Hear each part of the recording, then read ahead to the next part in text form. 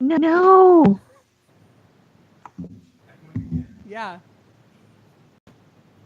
It's a skip. Wait, I'm thinking though. Eve? Yes. Yes, you're there? All right. You good to go? You're like DJ Yeah. from The Last Jedi. That really happening? Yeah, you're really stuttering. I feel like I'm being trolled. No. I mean, No. Oh no, it is echoing. Yeah. But hopefully on your end it's okay. Yeah, yeah, it's totally. I would not do that to you. Okay. I just want you to know. Because you're doing post production, so it is what it is. Thanks. Very nice. Yeah, welcome. Yeah. Oh, that's an. This is great. Fantastic. All right. Hey, that worked. That worked. Yeah, there you go. No stuttering there. Okay. All right, kids. If you're recording at home, let's go ahead and count it down. Here we go. In 3, 2, 1. Record. There's been an awakening. Have you felt it? Light it up.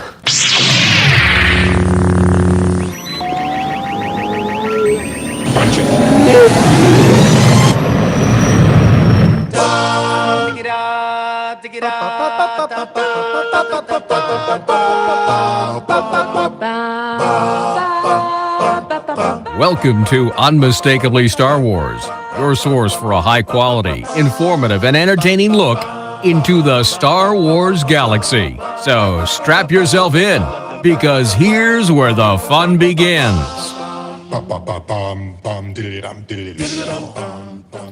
Well, Bex, and the rest of you too, Jeremy and Eve. It was exciting times. You know, we talked, I don't know, sometime this last spring about Ainsley, my 6-year-old daughter, watching Star Wars for the first time. We started with episode 4, went on episode 5, and she was just getting after it, just wanting more and more. And so we popped in episode 6, which of course, Bex, is the one with the Ewoks that you love so much.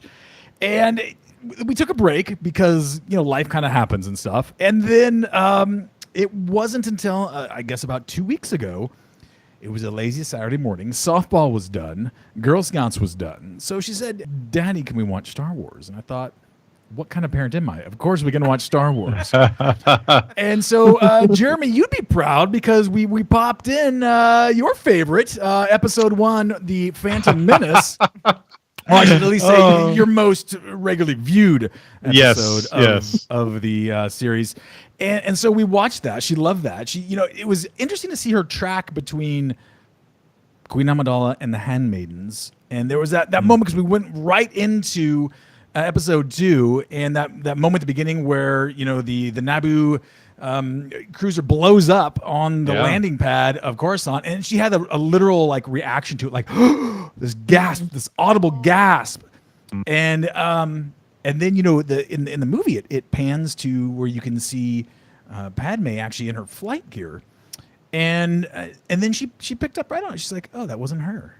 It was amazing, and so she absolutely just, she got a little tense when you know, the bugs were sent in by by the bounty hunter, and but she got through that, and I confess, Bex, you're here in the studio live, and so you actually see my facial expressions now, but I confess, like I said, okay, I guys get to go do some of my chores really quick, and so I went outside and I totally forgot about the whole Anakin going back to the Tusken Raider village. Oh, wow. And so I'm outside like mowing the lawn, just having a good time, enjoying the sunshine, birds are singing. And then I come back in and my daughter's there on the couch, just like petrified. And then it hit me. I'm just like, oh, right. Darn it, those darn Tusken Raiders. That scene. Yeah, and so, but here's what it came down to: is we got in the car and we were driving across town, and you know, she was just talk, and it was all good stuff. And Bex, it broke my heart because I had to go there. I had to I had to pull the car over. Did you and let her down easy? as easy as I could. Like, it's never easy to do that, but I pulled the car over and I said, sweetheart, I said, I'm glad you enjoyed that, and I'm happy that you kind of found like a fondness for Padme, but honey, you're a girl and Star Wars for boys. Jeez. And you never saw the originals in the theater, and so you can't be a real fan. Just a wannabe. Yeah, and so she cried for a while, but Well, she's that's strong. natural. She's resilient. Kids are resilient. Yeah, they are. Kids are. I didn't say that. People are like adding me on Twitter right now. I would never say that. But here's the big thing though, because She gets grandfathered in. yeah, she's grandfathered in. It's Star Wars by proxy. So let me ask this though, because everyone on the panel tonight, Bex, Jeremy, Eve, you are all parents. Your kids have seen most, if not all, of the Star Wars films out there. So Revenge of the Sith, that's next on our watch list. At what point do I proceed with caution? Where do I skip? Bex, what are your thoughts on that? Do I just, she's going to be 7 in a couple months. So I just say, you know what? Suck it up. Real fans would watch it. We let Silas watch it. Mm-hmm. And then when it got to Mustafar, we made him put a pillow over his face. Yeah. So that Yeah. he could listen to it, but Okay. he couldn't actually. Oh, no, that's an interesting way to go. Because I'm like, okay, he can listen to the banter back and forth between Anakin and Obi-Wan, but I'm like, he doesn't need to see Anakin set on fire, Right. crawling up, Right. A Yeah. hillside just burning. Saying I hate you. Right. He Right. doesn't need Right. to see that. I like that. I like that idea of And then we the talked audio about part. how we don't say I hate you. But Anakin said it. He was very angry, and those aren't words we use. Yeah, yeah. Well, for those of you who are parents and are listening right this, we've all had those moments. Eve, what about you? Your daughter's a little older than Ainsley and Silas. What's kind of your general household rule of thumb when it comes to Mustafar and beyond for the younglings? So she funny enough, she was actually sick when she first saw all of the Star Wars, and I kind of adopted the approach of what my parents did for me, in that I didn't really do much. Like, I remember seeing the first Alien when I was like 7 or 8, Wow. and yeah. So That explains a lot.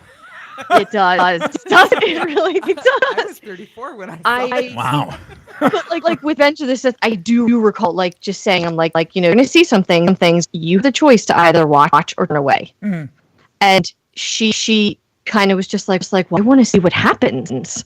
And she knows those like we had just recently seen Jurassic World together, and there was a part where she was like, I'm gonna look away. I'm gonna put my head under my blanket. Is that okay? And I'm like, whatever you need to do. Nice. And so that's kind of how she. And I'm kind of proud of that. She felt her through, and now she knows her reaction and reads to things, and just let her do her thing. Is essential. No, she will not be watching it anytime soon. I like that. And Bex, is funny because going back to you really quick, when you talked about the pillow, at first I thought it was like, well, we're going to show him. We're going to kind of act out the Anakin and Padme scene there. We're actually going to choke Silas while Padme's being choked.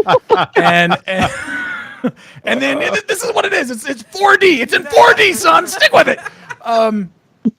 Hey, I'll tell you what, Jeremy, I want you to weigh in though, because you've got an entire clan ship full of kids in your household, and most of them are even yours. So, what's kind of your rule of thumb? The girls are. I have 2 daughters, and a son, and Sam. He's seen it. Everything, but that scene on Mustafar, he hasn't watched that. But it's funny though. I don't know why I keep him away from that, but he's watched Jurassic World beginning to end with no problem. In fact, there's the scene where the lead gets under the truck the mutated dinosaur gets out, and there's this kind of heavy set guy, and Sam has seen it so many times that he that's his favorite scene. And my parents were visiting, and literally my dad was sitting there. He's like, "Granddaddy, that fat guy's going to get eaten." Wow. He was so happy about that. It's his favorite scene. But no, I kind of I empty think calories, Sam. It's all empty calories. it is. With Mustafar, I'm still probably maybe a year away for him watching that scene. Yeah. He could probably handle it just fine, but I don't know. I'm just kind of keeping him from it. But normally, if I can have a conversation with them with all my kids after they watch something, I'm okay generally. With PG-13 13 stuff. Yeah. As long as I can like help them frame what they've watched, because kids have a hard time like processing, right, and understanding. So as long as I'm there for the typical genre films, I'm okay. Like we've watched the Avengers, and I was okay with being there to talk through stuff with them. So well, it's interesting because Jeremy, when you and I did live broadcast from the Rogue One premiere a couple of years ago, like we were kind of looking back and forth each other. The age of some of the kids that were brought in there, and I'm not trying to judge anyone's parenting, but I was more fascinated than anything else. I'm just like, oh my goodness, there are some youngins going in here, and again, not judging at all, but I found it for that film in particular. Right. That was an interesting choice. I just wasn't prepared to see that. Let's go scar our kids tonight. Come on. Oh, I'm going to get him back. Watch this, honey. We're taking him to Rogue One. Keep me up all night, will ya? Yeah, exactly right. Exactly right. Oh, my goodness. Well, listen, Tauntauns, glad you are with us. This is our 140th episode of Unmistakably Star Wars. I am your curator of content tonight for the pod. Joining me in the USW World Headquarters, the one and only Ewok-loving fun, Auntie Bex. Welcome, Bex. Hi, guys. And not to be outdone, also on the West Coast, when he is not cutting the sublight engines, he is making things happen out there in hyperspace, the one and only Mr. Jeremy Scott. Welcome, Jeremy. Howdy. And, of course, from the East Coast, bookending the contiguous 48 states down here, the one and only Emphas Eve. And we're going to pause there because Eve dropped out of the call. So if you're watching a live stream right now on the Twitter, we're going to try and see if we can get her back in here. I think she's trying to restart. Good times when technology isn't working for you. Millions of people watching. Not really. I'm logging on to Twitter right now just to watch you guys kind of sweating. Yeah. What's interesting with these studio lights in here, I actually am sweating. It's like I know. I should have worn a t-shirt. Half of my face is like sunburned. You should rotate there for the closer look so you get a nice even like baked a look. even Yeah. tan. Yeah. Welcome to the USW Rotisserie Lab. Oh my goodness. Let's see if she has rebooted yet.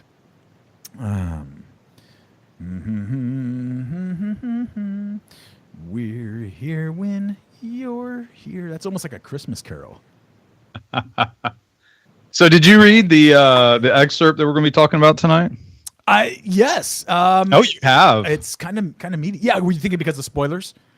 Well, no, I was just I haven't read it for once in my life. I've not hoard myself out to Star Wars content. So It's amazing. Interesting. Are you a real fan? It's a Christmas Day miracle. Turn in your fan card. It's a Festivus for the rest of us. It is.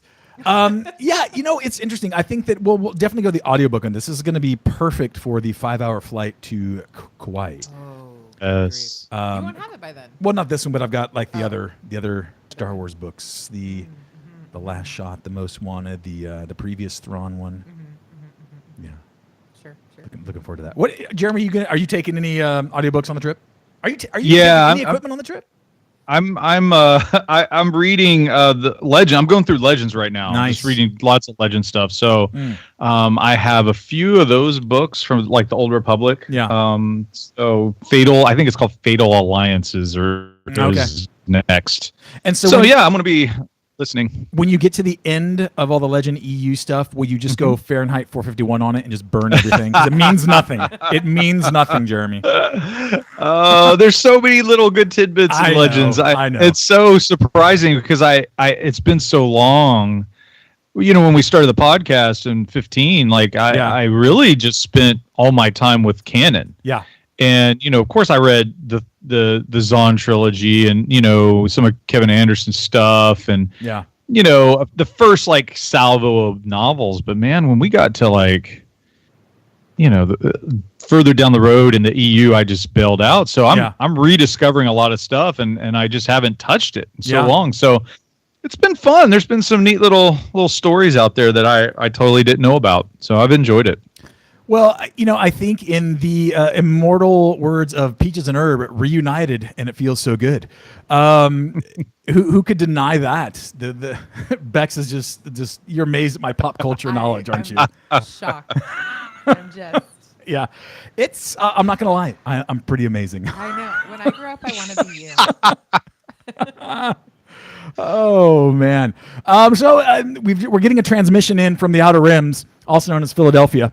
And Eve says, "Are you okay just chatting for a while?" In fact, Eve, we are. I don't know if you're actually watching us live on the Twitter or not right now, but we're stalling so that you can come back and join the conversation. She apparently is rebooting and apparently has some updates. This is a great time for updates for the computer. No doubt about it. Updates, right. likely. Right. So, Eve has been doing this game for, like 6 or 7 weeks now, the If game. And we're actually going to wrap that up in a couple weeks. And so here's an idea I have. Only you watching right now are actually going to see and listen to this. The actual podcast will be edited out. So here's what I'm thinking. Yes. The next game we'll have is convince me I'm wrong. I'll give you a scenario and you have to convince me that I'm wrong. But what if we don't think you're wrong? You have to convince me that I'm wrong. It has nothing to do with whether you agree or disagree. You have to convince me I'm wrong. Oh, I love it. Yeah, I love it. So I'm sure there's some memes floating out there that you could use. Oh, undoubtedly. Well, and so look, again, as a treat to those that are hanging with us on the Twitter stream right now, I'll throw out a couple that I jotted down. Here's one. Okay, yes. Bex. Yes. Convince me I'm wrong. Okay. The Last Jedi was the greatest example of Luke's heroism. Oh, God. Yeah. Convince you you're wrong. Yeah. I mean, good luck because I'm right, but still.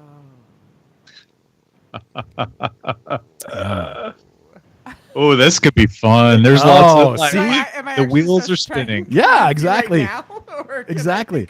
Oh, wait, we're getting direct tweets now, rather direct texts from good friend of the pod and newcomer to USW, Ashley Wilson, and she wants to know, Ashley, I adore you. Why don't you talk about country music while you stall? Carl and I think it's a great idea. I listen to country music all the way over. Well, let me allow me to. Ashley, this is for you. Let me talk about country music. For those out there, my answer will answer your question, Bex. For those out there that are perhaps in the agnostic or atheist mode of spiritual beliefs, convince me I'm wrong. Country music is proof that there's evil in the world and the devil does indeed exist. Ashley, there you go. I'm waiting for your text response right now.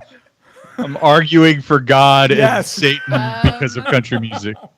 But who are you? Yeah, who are you basing this off of? What do you mean? Well, which country artists have you listened to? The umbrella of country music. Okay, I'll take Johnny Cash back. I'll just keep Johnny. What about Waylon? What about Willie? I mean, just the good old boys. What about? Yeah, I threw you off with the Dukes of Hazzard thing, didn't I? I went. Listen, I was once trying is to. This new country umbrella or is this? Oh, see, new, old Walmart, Kmart. It's all the same, Bex. No, it is not. But here's the deal. Twitty is not doing this record. Conway Twitty. Wow. Okay, so we're going for the cast of Hee Haw now. That's awesome. Bring in the Mandrell sisters. So once a long time ago. In this galaxy. Okay. Far away. Or I was trying to impress a young lady who happened to be from Paris and was in love with all things American. Her favorite holiday was Thanksgiving. Whatever. Okay. Again, I'm not judging. Okay. But I in order to impress this young lady, I took her to a Toby Keith concert. Oh. Right. Okay. So we were in the lawn section. We were right next to the 3-story inflatable Jack Daniels bottle in the lawn section. And I will say this, that the entertainment for me was watching the people around me, not so much the concert itself per se. It was a fascinating study of sociology, psychology, and a lot of other ologies. Yeah. Zoology. Yeah. So I have to ask. Yes. Because I have seen Toby Keith in concert. Yes. Yes. Did he have the girls dancing in cages at the one you went to? No, I think I would remember that. Because that's the one I went to. I was 19. And Wow. I'm like, Oh, wow. Yeah. this is interesting. Yeah. Wow. That would have taken me back to my 21st birthday. Jeez. We need Eve back now. Oh, okay. That's All right. all for the podcast tonight. Oh, man. All right. She says she's ready. Let's see if we can get her in. Dun dun dun dun dun dun dun dun. Yes, Ashley, to clarify, I've listened to the song. It's all part of my shtick, Ashley. You understand. I love country music as much as I love C-3PO, Ashley. And that is from the bottom of my heart. That is from the bottom. What song did she have you listen to? It was something by somebody. Gotta give me more than that. I did it as a favor to one of my favorite students and for Carl. And it was a moving song. Emotionally stirring song. Okay. So it's like half of what country music is. Emotionally stirring? But this wouldn't stir the right emotions. Or it talked about like, troops and stuff like that. Yeah. So it was, Those are always it wasn't quite Lee Greenwood level, but it was good. See? Okay. See? Oh, hey! I think we've got a young caller from Philadelphia on the line. Hi. Save us. Oh my goodness. How you doing? I'm doing well. How are you? Okay, good. Wow, there's no stuttering. I This know. works. DJ is gone. So we left off previously on Unmistakably Star Wars, the podcast. We left off. I was just introducing folks. So shall I introduce you again? Yeah, you were waiting for her response, so Right. you could just go from Philadelphia or whatever. Okay, perfect. Oh, and Keith Urban. Now I'm getting a bad time because I compared country to C-3PO. Well, Ashley, I'll tell you what. For $2 a month on Patreon, I will say that I love country music at the end of every podcast. He's cheap. Wow. Who would argue that? All right. Well, we've got Philadelphia back on the line, so here we go. We'll counting it down in 3, 2, and bookending the podcast from the lower 48, the one and only Infus Eve. Welcome, Eve. Well, good to be here. Hey, everybody. Man, long time no chat, Eve. So listen, we got a lot of things brewing tonight on the podcast. Among those, there's these rumors swirling around out there. And we'll talk about how valid these sources may or may not be, but there are rumors out there talking about, is Kathleen Kennedy destined to leave Lucasfilm? And if so, is it of her own accord? Is it through brute force by Kylo Ren? Is she just going to basically pull a Holdo and fly the main ship right into Lucasfilm headquarters? And it'll be silent for about 3 seconds, but it'll be glorious. Glorious sparks.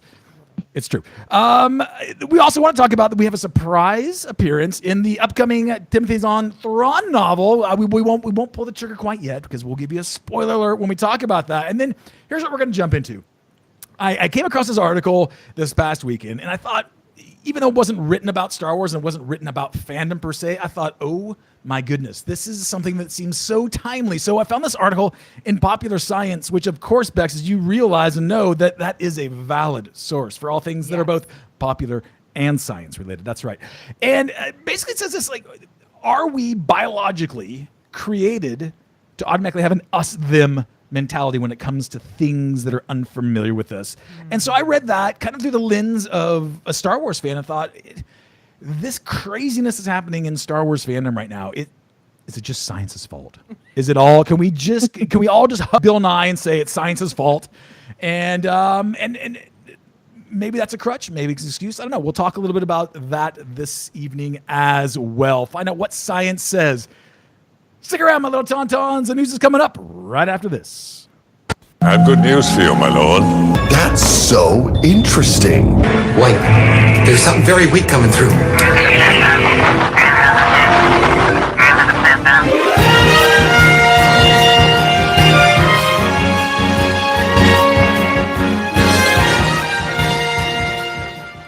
not gonna lie, that music makes me like think back to every like disaster movie of the 1970s on television. It's just this hip quasi disco thing that makes me want to relive like the Flaming Inferno and all that stuff. Towering Inferno, Flaming Inferno. I don't know. Anyway, Bex, you weren't around in the 70s. Sorry, I'm looking at you pretending like you're tracking with me. And you're just like, I don't know.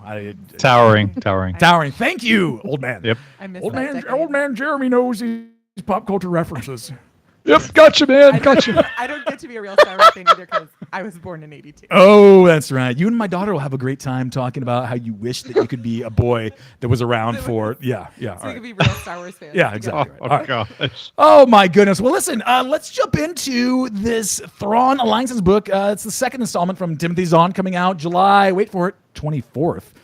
And in that, an excerpt was released on the interwebs this past week, and kind of interesting. Among other things, we find out who he's been trolling the galaxy with. And this, my friends, is your spoiler warning. Good. Yeah. Bex was giving me the hand signals, and it wasn't the figure that you thought it was, but stop. Yeah, stop. So listen, spoiler warning. We're going to have a little chat about who this mystery person is in the Thrawn Alliances novel. So if you don't want to hear, it's cool. It's cool. Just fast forward a little bit or put us on 3 times and just right through it. All right, with that, let's talk about Thrawn Alliance. And let me read part of the excerpt to you, and that'll give us a little bit of background. This is, as far as we know, is taking place sometime within kind of the Clone Wars period, give or take. If we were to reveal behind the veil, we would find out that this mystery person is none other than Anakin Skywalker / Darth Vader. The excerpt that we're given, or at least in part here, talks about Vader and Thrawn being kind of rivals, and we can see why. We know Vader not necessarily as a brilliant tactician, especially not to the level Thrawn is. We know him as more as the muscle of the Empire. And it's interesting that one of the things that is mentioned in this, and we're getting this from Gizmodo.com, although you can find it elsewhere out there on the interwebs, is that Flawn. I could really go for some Flawn right now. Give me Flawn Alliances. Vanilla, please. See if that sells. Flawn. One of the things that Thrawn refers to Anakin as... the best of episodes. One of the things that Thrawn refers to Anakin as is Palpatine's servant. Palpatine's servant. I find that fascinating. But let's continue on with this. Interesting offers. Let's continue on with this. Interesting offer, Anakin said, and now finally he was close enough. Taking a deep breath, he stretched out to the Force. The intruder wasn't human, though of course Anakin had already guessed that. He was near human, though, like many other species in the Republic. But the texture of his mind was unlike anything Anakin had ever touched before. It was neat and well ordered, the patterns of thought flowing smoothly and precisely in ways not unlike those of scientists or mathematicians.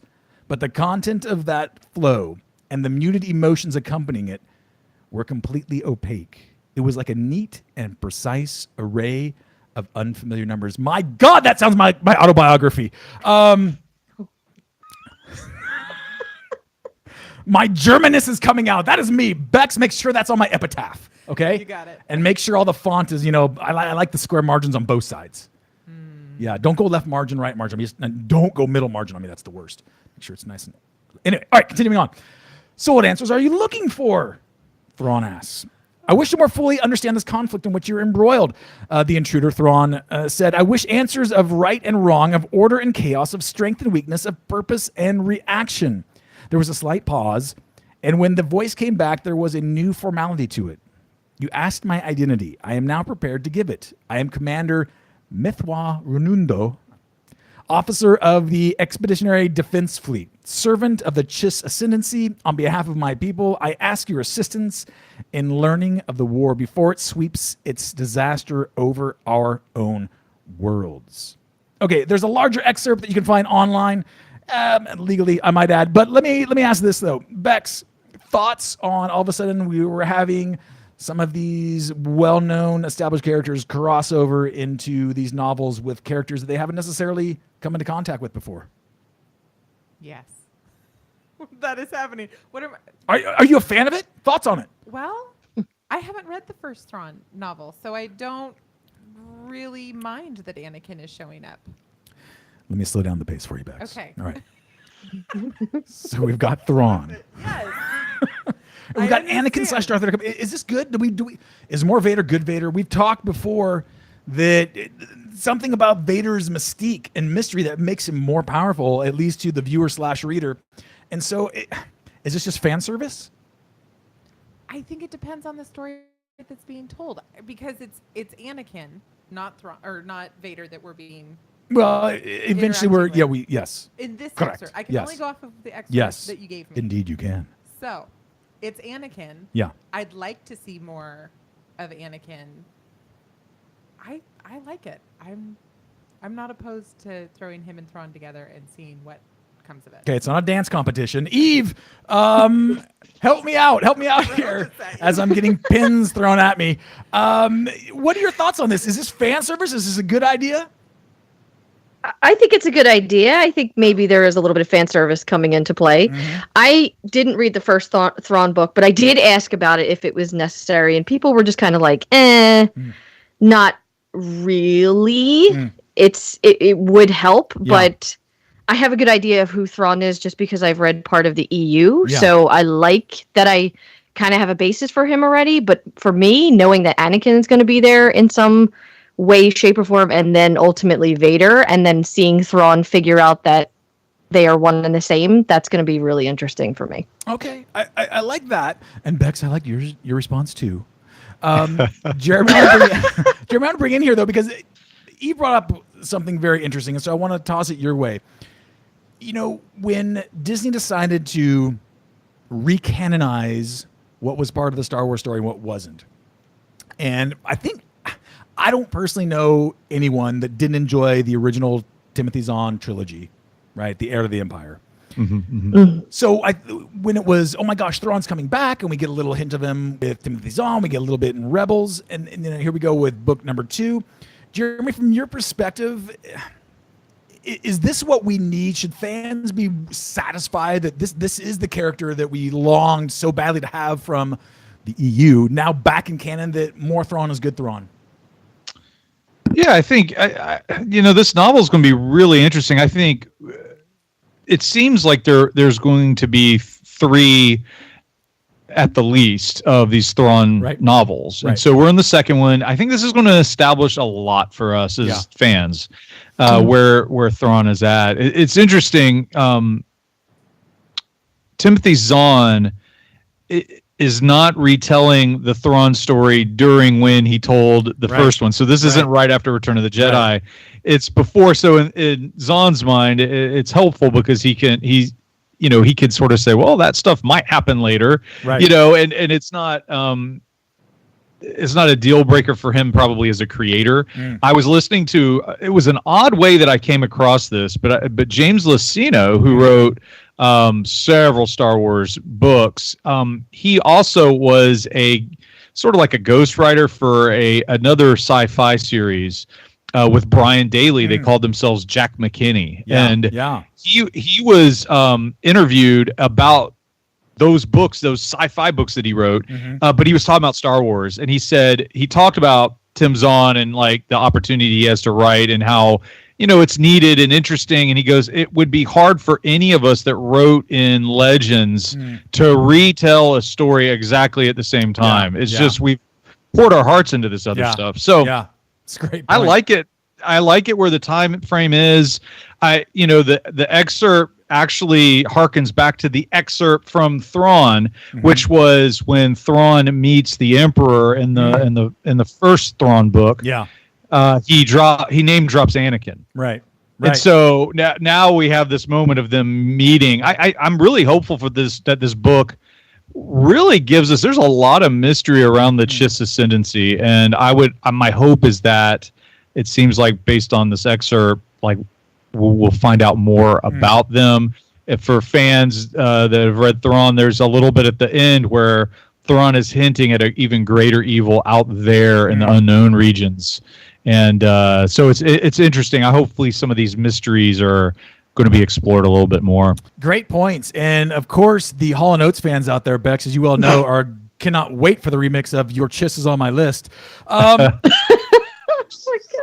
Let me go ahead and ask this, though, Bex. We see this excerpt here, and we've got Thrawn referring to Anakin as the servant of Palpatine. What kind of window into, I guess, Thrawn, who is a rightful badass in his own way, views Anakin? Well, he doesn't view him as an equal. Right. And so where do you think that goes? So when it comes to like this book, where do you think that might take us? I think it's going to be interesting to see what the dynamic between the two of them is and how they relate to each other. And I think Thrawn is going to try and boss Anakin around. And I demand more respect than you do. And the Emperor doesn't own me and have me in his pocket the way he does you. And I think it's going to come into play. Yeah, it's interesting. I agree with you. And Eve, I want to come your way. There's an old saying, and I couldn't tell you who to originally attribute it to, but the enemy of my enemy is my friend. And when we read the title Alliances, and we have this little excerpt, Eve, are you thinking that Alliances is going to be kind of used under that umbrella and that label of, oh, we might have an alliance, but listen, it's only for necessity in this particular moment right now? Yes, absolutely. In fact, I sort of kind of forget all the time that it's called Alliances because I just feel like brains meeting brawn is not going to end well ultimately because Vader just has such a strong personality. And I think Thrawn has the same, but he has like ultimate control over himself, essentially. So I feel like if it's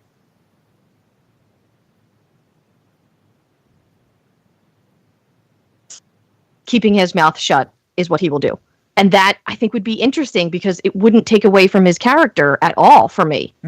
Whereas if Vader was was in that moment where it's like, oh, I'm going to drop my lightsaber and think peacefully and calmly about this, I think people would be like, that is not Vader. Yeah. So it's social justice warriors got him again. They got him again. I'm outraged. Vader dropped his lightsaber. He's thinking about stuff. Versus acting. Yeah, I think the dynamic is going to be extraordinary. Yeah. It's interesting. And I think that's you touched on something there. And so, Eve, from your perspective, we don't know if this is going to be the crux of the book, but let's pretend it's at least a good section of the book. Are we ready for this kind of crescendo moment of Anakin / Vader going head to head with Thrawn? Or might that be safe for a third book? I don't know. Oh, I would love to think that it would be saved for a third book, but I feel like it's going to happen in the second. Yeah. Because I can't see this book ending with, Thrawn and Vader standing on the bridge of a Star Destroyer looking out at their empire like, oh, we're besties. Yeah. No.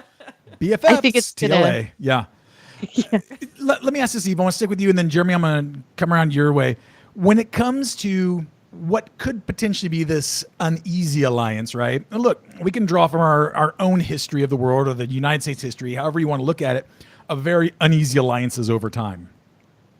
Eve, do you think that, let's assume that it doesn't come to a draw, right? We're in the midst of World Cup season right now. We have things coming to a draw, which is so, can I just say, un-American. It's very, very Canadian. Very Canadian. Let's all walk away tied, feeling good about one another. Here's your participation ribbon. Yeah, we're all winners. Jeez. I know Barb's not here to protect herself, but anyone that listens to this podcast knows that I would say it if she was here. And so, Eve, with that in mind, if someone comes out ahead, either Vader / Anakin or Thrawn, of the other person, will that diminish your perspective for that character that comes up short in one way or another? Well, first, forced alliance. Come on. Come on. No, I don't think it would. If it was Thrawn coming up short, I don't think it would diminish my perspective on that character. Or Vader, actually. I think it would just be another this is a moment in Vader's life and history that I have wanted to see and didn't know I wanted to see it, to see how his character is built over the time period that we don't necessarily have a lot of film for. And it's just them kind of 19 years. Yeah. Yeah, well, great point there, right? There's something to be said about the age of the characters within the universe as well. Jeremy, we saw within Rebels, Thrawn built up as this master tactician, and quite frankly, with very few exceptions, the Rebels either eked out or declared a victory, and maybe eking out was a victory in some senses of the word. But do you think that Thrawn is really all he's actually cracked up to be when it comes to, I guess, this heralded mythos that comes along with him? Yeah, I want to say yes. I think, again, the verdict's still out. But one of the issues, there's a tension between Rebels and the Thrawn novel. And the Thrawn novel, he isn't as villainous as he's made out to be in the Rebels show. And so I find that really interesting, that there's a little bit of tension. If I just had the Thrawn book, he's all that he's cracked up to be. He's incredible. The animated show, not so much. I mean, there were cracks in his armor, I guess. And I'm trying to, as I'm thinking about, I haven't read a lot about this novel. I've been trying to not spoil myself too much, but obviously there's going to be some time jumps. And I'm trying to place the kind of where it will be. It seems like, and I wonder what you all think about this, it seems like in Rebels season 4, there's that stretch where Thrawn has to leave. And Governor Price is kind of dealing with everything, and then Thrawn leaves, and it's sort of about what was going on with him, and obviously Krennic had competing projects. Right. Thrawn's was the Defender, and of course Krennic's was a Death Star. But he was gone, and then of course he comes back at the end of that final season of Rebels, and then the big showdown happens. I'm guessing that it's that time frame that they have their mission. Do you guys have you been able to figure that out? No, it seems like they've kept it very ambiguous, and I think you're right. There seems to be some type of time jump forward, backward, perhaps both. But at least from this part, I didn't see any precision on the actual part of the timeline. It's interesting too that they bring up here that they're going to be meeting. They're going to be sent. Vader and Thrawn will be sent for their mission to the planet Batuu, which of course is going to be the featured planet at Disneyland and Disney World, Star Wars Land. Nothing like cross marketing there. Well, and isn't Batuu? Isn't it like kind of on the edge of wild space, unknown regions? Yes. So I wonder if it's been established there is a threat out there, and obviously fans are saying Snoke. It's Snoke. It's the coming First Order. I'm guessing it's the mission is somehow connected to whatever the threat is, and that's pretty compelling to me. I want to see that, and bring in this planet from that we'll be able to visit ourselves in a year or so. It's interesting. It's interesting how this is all playing out. I'm with you, Jeremy. This will be something that you read. Absolutely. Yeah, we're going to do a Force Discourse. Eve and Carl and I are going to do one in late July. Nice. Yeah. Bex, is this something that you're going to listen to, read? Maybe. That's a definitive answer. I couldn't ask for anything greater than that. Wow. Yeah. I have so many books piled up that I've been like, yes, I have to read this. So well, maybe you need to put your mind more in order pile. like they described Thrawn's, and you could prioritize and have more flow in. I could, but I'm not that good. Well, you know somebody who is. You know someone who is. I got you. I'll help you out. Thanks. I appreciate that.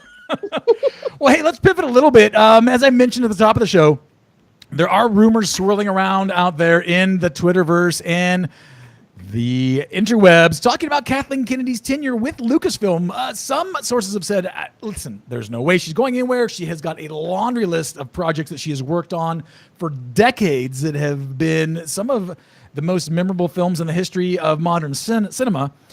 There are some rumors out there swirling that says, you know what, she's on her way out. There was apparently some type of private meeting with Bob Iger of Disney.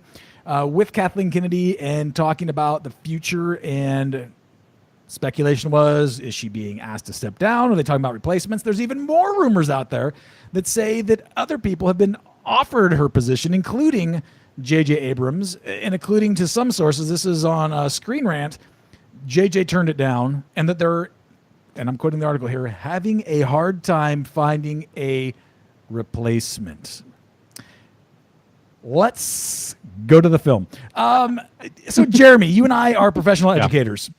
Yes. Kind of set up the situation there. One of the things that we attempt our best to do in getting these young adults ready for the next part of academia is indeed helping them to understand and what a valid, reliable source is and what is not. Mm. In doing that, and I mentioned that this particular article is from Screen Rant. I'm not dissing Screen Rant. I probably wouldn't place it as a reliable as a source as some other sources on the interwebs, nor would I place it as low as some other sources on the interwebs. So let's just kind of begin there. When it comes to this particular article on this particular site, or some of the other ones that we've kind of accumulated for tonight's conversation, where do you kind of land on the reliability of this report, speculation, however you want to label it? Yeah. So this is an interesting, to me, it's an interesting, it might not be interesting to other people. This is an interesting situation to me. Screen Rant, I think, is making a situation a little bit worse. What they're doing is they are quoting information in a video that Grace Randolph put up on YouTube on her channel Beyond the Trailer. Right now, this specific video has about 304,000 views.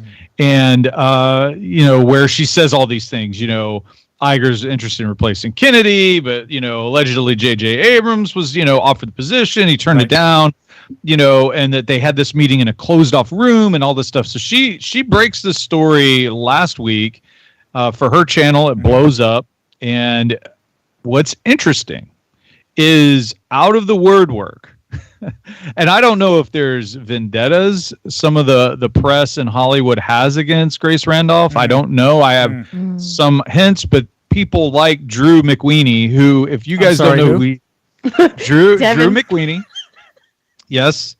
Drew wrote by the pen name Moriarty when he was working for Ain't It Cool News back in the late 90s, when Ain't It Cool News was sort of like the hub of, leaks from films. Yeah.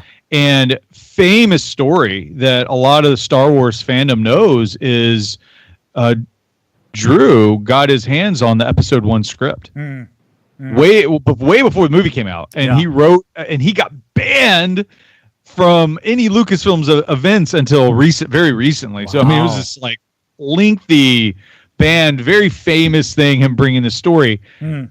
Drew went on Twitter and said, "This is full of crap. This isn't true. This is not right." And not only that, but other, journalists have come forward and said, "Give me a break."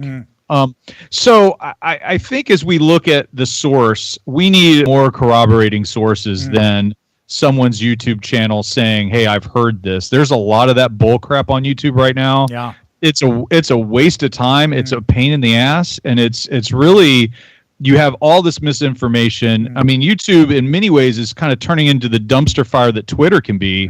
And it's just people are posting whatever video they want, saying that they have some sort of, some news, quote unquote, and they're throwing it off. They're getting all their hits, and it's just this proliferation of just crap journalism, crap news. Maybe Grace Randolph does have a source. She doesn't name her source. No one else is reporting on this. Yeah. And so when you go back and you look at, like, let's say the stuff that Stephen Weintraub did for Collider last week that set everyone going crazy, there was some pushback on that, but he said he had multiple sources. And here's where it gets interesting. Here's why I don't think you write off Stephen Weintraub's stuff, is that people like Jason Ward says, yeah, it's some of the same stuff I'm hearing. And Jason Ward gives us a little bit more where he talks about, like, there was even a Mos Eisley type of project film in the works, and they're backing off of that. There were other journalists as well saying, yeah, this is the stuff we've been hearing. And so, of course, everyone's saying they called off the standalone films. That's not what was originally reported. They were there's just some hesitations. They were like evaluating things but for him and his work, he had other people in the business that are respectable sort of agreeing, like, yeah, this is the stuff we're hearing from our sources as well. Yeah. And none of them are bashing the other. Like the real journalists with this situation, people that I respect that have had a track record, they're saying this is bull crap. Right. And so again, this is blowing up all over, people posting videos on YouTube that are not true. And I'm sorry, I'm rambling, but the other day I went on and there's a specific YouTuber that is cited all the time, all the freaking time. It drives me crazy. And I sat there and I go, okay, I remember distinctly leading up to The Last Jedi that this YouTuber had 20 plus videos saying that he has seen this or he knows that, or here's how the movie's going to end, or here's what's going to happen. I went back and looked at those. They were all freaking wrong. But he got his hundreds of thousands of hits, right? And then occasionally what he'll do is listen to someone like Jason Ward over at Making Star Wars and then just grab his material and make a video on that. And that keeps him in the freaking game. And there's so many losers like that that are just they're standing on the shoulders of real journalists that have sources that are doing the hard work and they're making their living, and it's disgusting. And you're seeing that not only in this world, but you're seeing it in academia as well. It's awful. Yeah. Well said. I mean, you covered that from A to double Z. And no, seriously, thankful for that, because you bring so many nuances to this story. And quite frankly, the larger picture of what's going on is there's so much stuff out there, whether it's intentionally phrased as clickbait or it is just a clickbait video, article, whatever else that's bringing web traffic, i.e. revenue, to these folks that quite frankly don't deserve it. Because Jeremy, I think you said it right. Either it's faux journalism or they are quite literally riding on the backs of other folks. Bex, I want to bring you into the conversation here. When you as a woman read stuff like this, I mean, Kathleen Kennedy, let's put the part of the conversation aside, at least as I proposed the question to you, as far as her success rate. I mean, I don't think that anyone can really push back on that. No. Not with any strong argument, right? So with that in mind, you as a woman, when you see, read, hear these things, here is an incredible example of a woman in one of the most powerful positions in all of Hollywood. How do you respond to that personally? Like what do you see in the situation that I, as a dude, do not see? Oh, I don't know if I see anything different in the situation, but my immediate reaction when I read this was, oh, of course they're saying this about her. Of course. Of course there's that hiccup, and immediately we're going to get rid of her. Yeah. She's stepping down. The next thing we're going to find out, she has some incurable brain tumor. Like, whatever it is, the rumors are going to start flowing. Yeah. Have already started. Yeah. And so this was just one more like, oh, of course. When I read the article and the way it's phrased in the article, I actually had to read it a couple of times, where it says, I'm actually going to read it. It says, Grace Randolph, who's heard Disney CEO Bob Iger is interested in replacing Kennedy. Yeah. I read that and I'm like, okay, so she heard Bob Iger say that, or she's heard that he's said that. Right. So how many steps removed is she from this information already? Yeah. She's already at like Kevin Bacon level. We're 7 degrees separated. Right. We're 7 degrees separated. Like, do I have more of a chance of knowing what he's actually said than she does? Right. So the way the article worded it was very tricky, I think, because if you read it very quickly, it sounds like, oh, well, Grace had this conversation with Bob, and he's like, yeah, I'm replacing Kathy because I'm done with her, and so reading it and hearing that it is a rumor, it struck, of course, why wouldn't this be happening. Well, and let's be honest. I mean, it would make at least a corner, a small fragment of fandom, exceptionally happy if it was. They would take to the streets and say, "We did this." Right. Yeah. Well, and that's part of the danger, right? Like, right. Look, and I wouldn't blame Kathleen Kennedy 1 second if she decided, you know what, deuces, I'm done with I'm this. out of here. No. Right? I don't need this headache. But for the sake of not letting those people that have a loud voice claim victory, please, Mrs. Kennedy, do not do that. Please don't leave us. and that wouldn't be the only reason I would want her to stick around, obviously. Eve, jump in. When you read, hear, watch things like this, these videos, these reports, as a strong woman, as someone who might face similar things in your industry, what are some of the things that I guess you can give insight into that Jeremy or myself or some of our male listeners wouldn't necessarily pick up on? I think Beck's pulling out the spinning of the verbiage and the whisper down the imaginary lane is just part of the most infuriating section of this fandom. And I don't know if I can just limit that to the fact that I'm a woman. Right. Because I think it's just a people issue at this point. And it started, I think, because of gender and because of, Kathleen Kennedy being the woman in charge and making these decisions and all these trickle-down effects. And it just came to a head with everyone because now you have people saying, I'm not sexist, I'm not racist, but I don't like the direction and I don't want her to be in charge of it anymore. And while critique like that is absolutely valid to the point of, I don't like this movie, I don't like the choices they made, this person might not be suited for the job anymore, that doesn't necessarily make that person a sexist. But at the same time, the vitriol lies in kind of that pool of, man babies upset because they're not in charge. I don't know what the alternative is. And for me, my brain goes to, okay, so if Kathleen Kennedy willingly stepped down, because I don't believe that she will get fired. I don't believe she'll be outed by anybody else. She's too strong of a woman and a figurehead. And everybody on our live stream right now was just kind of screaming how much of a PR nightmare that would be. And I completely agree. I think if she stepped down willingly and then they immediately issued in a man to take her spot, the blowback from that would be a nightmare. Yeah. For them. So not only a PR nightmare from her being fired, but just bringing a man in. It would just be what is happening at Lucasfilm and Disney, and it would break trust, I think, with the fans that are actually sticking around. Yeah, I think there is so much truth to what both of you have said regarding that.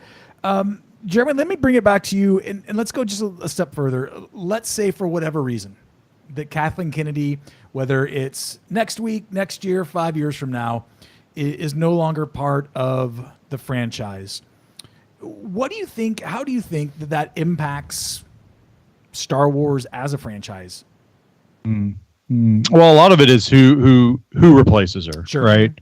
I think I think Eve's right. Who are they getting? If she will leave at some point, and who's next? I wonder if the way it's structured would change.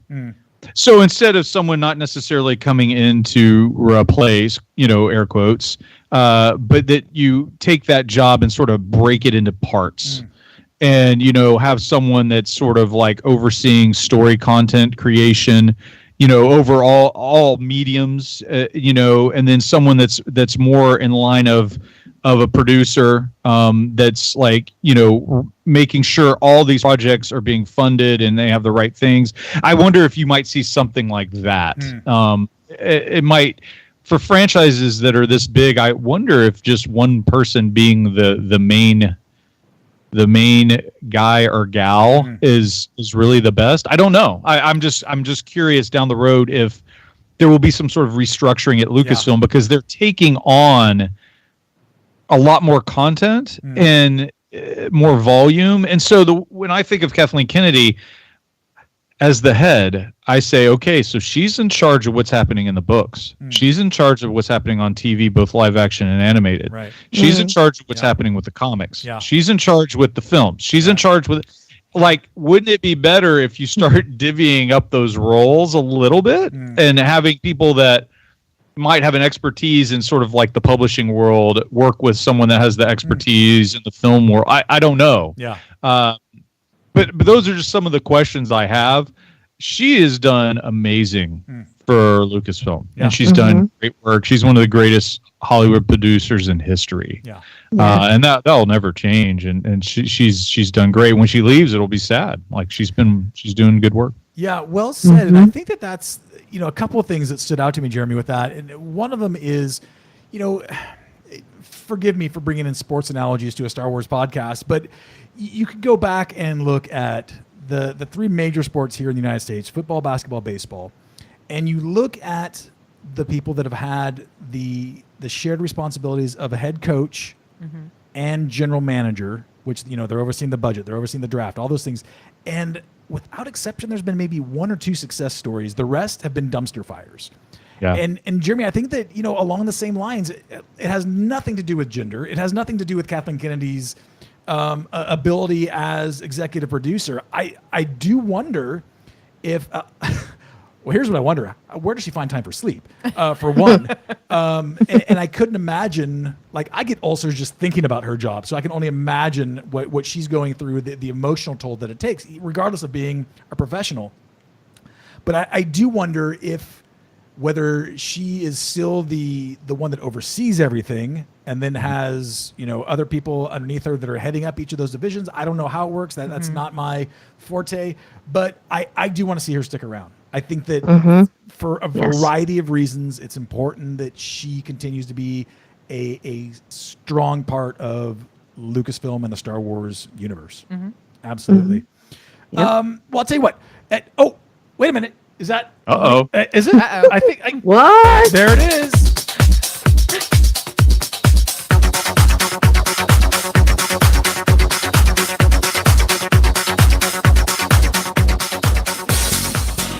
Oh, yeah, it's time for the Podverse. It's sweeping the galaxy. It's time for another round of If. Eve, take it away. Okay, so the Sky Talker, awesome women over on their podcast, did an episode 9 kind of predictions, theories episode, and it got me thinking. So, for you guys, and Jeremy, I'm going to start with you. If you were tasked with naming episode 9, but the only caveat is that it needs to be a mashup between the Marvel Universe and Star Wars, what would your title be? Some examples that I wrote were The Winter Solo, a Star Wars story, and General Leia Civil War. So, wow. Oh, wow. Dang. This is hard. I'm going to get a little crazy here. So there's a rumor going around that Avengers 4 is going to be called In-Game. Ooh. The cinematographer on his I think it was his IMDb or like some sort of like professional like resume, he wrote Avengers 4 In-Game. And then a few hours later changed it. So I would do something like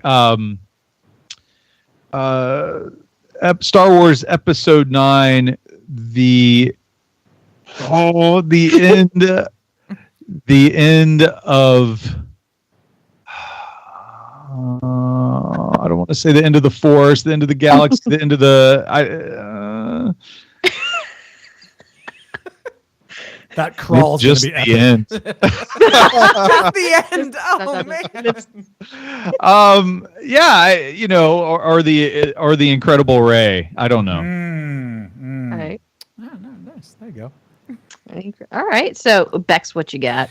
Oh gosh, I had to remember the names of the Marvel movies. I know. I'm gonna go with Star Wars Age of the Sith.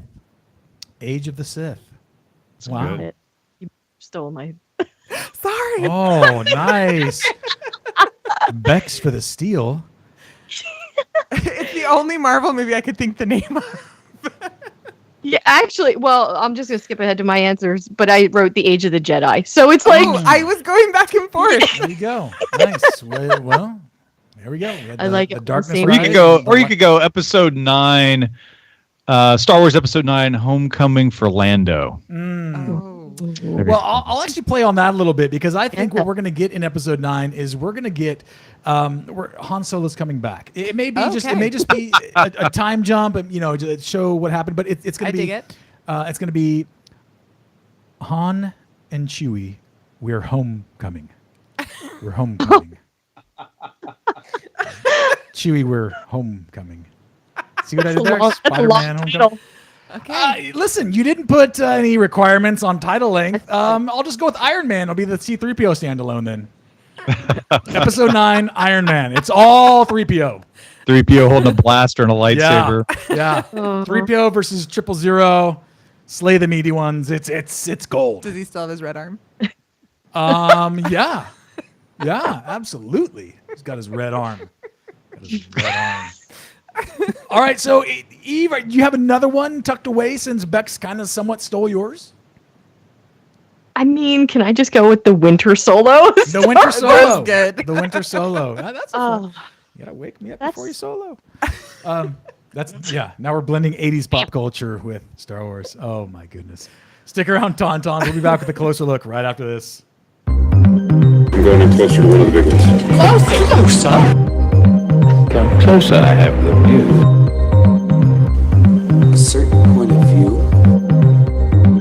Same thing I always do, talk my way out of it. The ability to speak does not make you intelligent. I never asked that question until after I've done it. You're going to find that many of the truths we cling to depend greatly on our own point of view. Well, I don't know if any of the listeners tonight or today, depending on when you're watching or listening to this, are aware, but Fandom's been a little nutty lately. And it's been a little nutty. Just a little. And so, as I mentioned at the top of the show, it struck me as I read this article that came across my news feed from Popular Science. And here's the title of the article: Why Our Brains See the World as Us Versus Them. Why our brains see the world as us versus them, with a subtitle, Our Brains Are Wired to Build Walls. So there you go. Fandom is screwed. Good night, everybody. Let me actually go a little further into this. And I'm going to actually read this to you, or at least in part, and we'll do our best to put the show notes, the link to the article in the show notes. Anti-immigrant policies, race-related demonstrations, Title IX disputes, affirmative action court cases, same-sex marriage litigation. These issues are continually in the headlines. But even thoughtful articles on these subjects seem to always devolve to pitting warring factions against one another. As an example, black versus white, women versus men, gay versus straight. At the most fundamental level of biology, people recognize the innate advantage of defining differences in species. But even within species, there is something in our neural circuits that leads us to find comfort in those like us and unease with those who may differ. It goes on a little bit, and I want to kind of zoom in on this part right here. As in all animals, human brains balance two primordial systems. One includes a brain region called the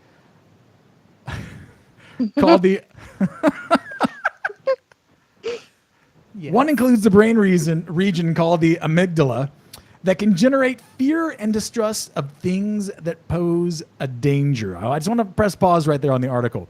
And I want to zoom in on this because when they're talking about danger, you probably heard the fight or flight feeling that we sometimes feel when, we're amongst strangers, or I know, Jeremy, you and I, we have sometimes anxiety around large crowds, things like that.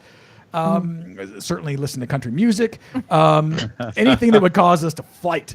But the danger isn't necessarily the wildebeest stalking us in the woods. The danger very much could be something that is different than our own worldview, something that is in contrast with our own beliefs, our own thoughts, things like that. So danger doesn't necessarily mean life-threatening. It just could mean something that's contrary to our own point of view. So let's kind of just pause right there and take that into account. Eve, let me begin with you on this. When we look at this article and we're talking about how the brain is actually mapped out and how it works and how we classify categories. It's interesting because we read that excerpt about Thrawn and we can actually see like how his brain like classifies, organizes, and does all those wonderful, beautiful, necessary things. Says the guy with OCD. But at the same time, that can be beneficial. It can also be to our detriment. And I think that's what brings us to this conversation about fandom. So Eve, when you read this, what kind of insight does it give you just into how this may transfer or apply to what we're experiencing and what we're seeing take place in fandom right now? I think from an instinctual point of view, it has to have some sort of bearing or effect on it. I don't know if it's, I don't want see just attributing all of the separation and hate to a very strong degree, attributing that to primordial systems just seems like a really easy way out. It does. I agree. Yeah. And so for me personally, I think it's more someone's background, their cultural influence, and just where you come from on every different level and where you are at in your life. So just me personally, I'll log on one day and be in the happiest of moods and Star Wars is the best freaking thing ever. And I mean, it always is. And then I'll have another day where it's just horrible. Everything in my day is horrible and going wrong. And I want no parts of anything that makes me feel good. So it's not that I have a fear or I distrust or I just want to lash out. It's just my situation, where I'm coming from, what I've experienced. And I'm not going to point at some small part of my brain, which I have no idea where that is, and say, it's your fault. Yeah. Because that's just way too much. Well, it's not really my fault that I hate you. It's my amygdala. Science. Yeah, it's science. Yeah, no. Yeah, blame science. That's too much of a scapegoat. Yeah. So I agree largely with that, mostly because I don't like scapegoats myself. I don't like excuses, right? Yeah. Bex, let me come to you in this. When you read this, and the article continues on, and it starts talking about 2/3 of the way into it about the biases that are there that we're totally unaware of. And I would just encourage. I have my U.S. history students go through this. If you ever want to see where your bias may play part of your thinking, totally unaware of it, Harvard put together a fantastic web app that you can go through, and you react to pictures of different people's faces, and based on how quickly you respond to that, will give you a scientific readout of where you tend to be most biased, or which groups you tend to be most biased toward. Wow. It's fascinating. They'll also it goes further where you play the part of a police officer, and then it gives you you have to make the decision whether to fire your weapon because the person that is facing you has a weapon, or not fire your weapon because the person is holding something other than a weapon. And they put not only a variety of different implements into the person's hands, but also a variety of genders and ethnicities come up as well. And so it's both fascinating and scary because you can look at national data average and everything on that. So I digress from that and come back to our conversation tonight. I kind of want that link, and yet I don't. Yeah, it's both parts scary and fascinating at the same time. But when we look at this, and it goes on to talk about, a lot of this fight or flight also comes from how we may perceive the shortcomings of ourself, our insecurities. And certainly I have my share of insecurities about a laundry list full of things. To what extent do you think that when we see this vitriol that Eve was describing play out on Twitter or at a con, or hopefully not at Celebration, but when we see that play out, how much of it do you think just comes from the own insecurities that are within that fight or flight mode? I'm insecure, you're pressuring me, therefore, boom, I'm lashing out. I think a lot of it comes from that. I think because for me personally, if I am feeling insecure and then on top of that I feel threatened, whether it's a perceived or a real threat, my immediate response is I have to defend. And I not only have to defend against the perceived threat, but I also have to defend my vulnerability of that's a great point. Feeling, uncomfortable or not not up to par of where I'm supposed to be or whatever it is. Whatever is making me feel vulnerable, I'm pushing back on two different fronts. So I think it plays a lot into it of how I'm going to respond to a situation. And it is ingrained in the fight or flight. But the thing that bothers me about this article is that, yes, there's a lot of it that has to do with science and the way our brains are wired. But I feel like it forgets to take into the account that we are free thinking beings and we can reason. And we can come up with logic, and I can have my initial response and then step back and be like, whoa, I'm being crazy right now. I need to step back and calm down and really look at what the situation is. Am I being threatened because someone has a difference of opinion? Or is it a real threat? Is it a perceived threat? And what can I actually do about it? Great points. I think one of the things that really stood out for me with that is, and sometimes in discussing whatever, one of the films, one of the characters, whatever else, what happened to one of the characters, we sometimes, and perhaps all too often, feel like we have to be right about that. Or perhaps even worse, that there is a right and there is a wrong. And I think that that's a trap that is so easily fallen into where, I understand that there are plenty of people that had, from their perspective, honest to goodness criticisms about The Last Jedi or how certain characters were treated. And that's great. And I have no problem with that. Just as I have no problem with anybody critiquing any of the other films.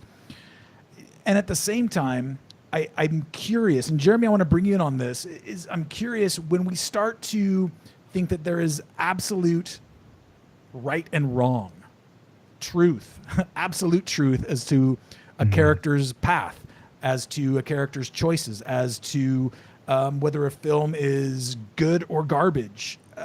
What are some of your general thoughts when it comes to that? Ooh, that's a tough question. Let's see. I think we're running into some huge dangerous places when we are trying to tell artists that we know better. Yeah. Like when you're in like third grade and you were coloring in your art class, I mean, if your classmate said, that's actually not how you're supposed to color that tree. It should look like this, it sucks the joy out of everything, So I think we are having this problem with understanding that we don't necessarily have a right to tell people what to create and make. We don't we're consumers of material, but I am really hesitant to jump all in and say you need to make it this way, and if you don't, then you suck and you're evil and I hate you. And we're getting to these really weird places. When you get to the ideas of absolute truth, I kind of have the worldview that there is truth and that truth is worth pursuing. And, it's an endeavor, worth, the undertaking is worth it. And yet at the same time, the article does a great job of talking about how when you work with a diverse group of people, even though that there might be fear there or discomfort, when you work with this group of people that has diversity in it, you're even more productive. And I think that goes also into the realm of, differing viewpoints. And one of the things I love about the medium of filmmaking is that you have the cast, the actors, obviously, all the technical, the crew, lighting, cinematography, the director himself, the screenwriter. So you have the designers, the computer, visual effects artists. So many artists are working together, collaborating, and they're pushing back on each other's ideas, and they're working together, and there's diversity in that. I love that. But it's when you have this product that you throw out there, yes, there's a place for criticism. Yes, there's a place for critique. But when we start to move into these realms of calling out to harm others or saying really evil stuff, that's where we're going into a place that, frankly, is extremely dangerous as a society. That we're seeing it not only in fandom, but we're seeing it everywhere. We're in a dangerous time, and hopefully we're going to be able to pull out of this. Yeah, and I think that one of the other things that kind of touches on that, Jeremy, and so let me stick with you for just a moment, and that is one of the things that we see as professional educators working with young adults is that Bex, I think you touched on this earlier as far as having rational thought. And, we have these wonderful things called frontal lobes that we usually get right around our 25th birthday. Not as exciting typically as a car, but probably much more invaluable than a car. But it's interesting that even for those of us that are over 25 and have those and functioning at that, I think it does. We still have that Luke Skywalker in Return of the Jedi moment, right? We have to decide either we're going to ignite our lightsaber or throw it away. Right. And I think that is the part that, from my perspective, is so completely sad of where we're at is, on social media in particular. And, Jeremy, you brought up earlier as far as, YouTube kind of descending into the depths of Twitter like Hades. And that's because we're so ready to ignite that lightsaber and attack and wail away at one another for a variety of reasons. I'm curious, though, Jeremy, from your perspective, we start to get into things like pluralism and universalism, and that isn't necessarily go hand in hand with you talked about with absolute truth. So from your perspective, where do you help young adults in the real world kind of find and make those bridges to constructive criticism, constructive dialogue, without necessarily having to agree on a darn thing? Yeah, I think, well, one of the things that I'm always addressing with my students is just being respectful. And that, and the other is, and my students would all like kind of roll their eyes at this, as I often remind them that they don't know everything. and I'm like, remember, you guys don't know everything. I know you think you do. Right. But you don't, and neither do I. And we can learn something from one another. And at the same time, ask good questions.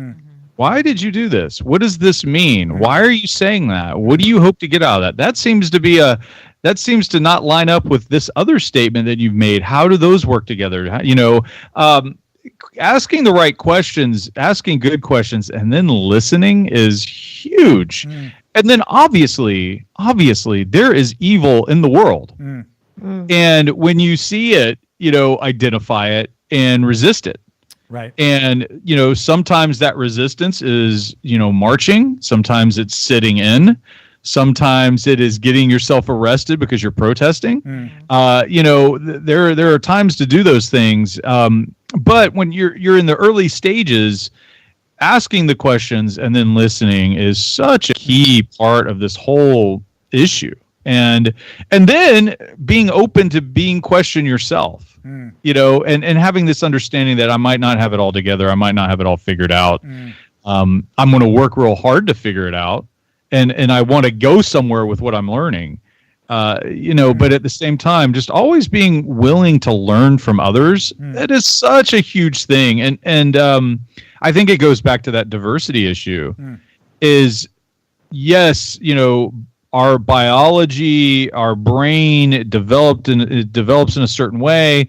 The amygdala has a reaction in certain situations. We need to get over our fears, and that's hard sometimes. It really is.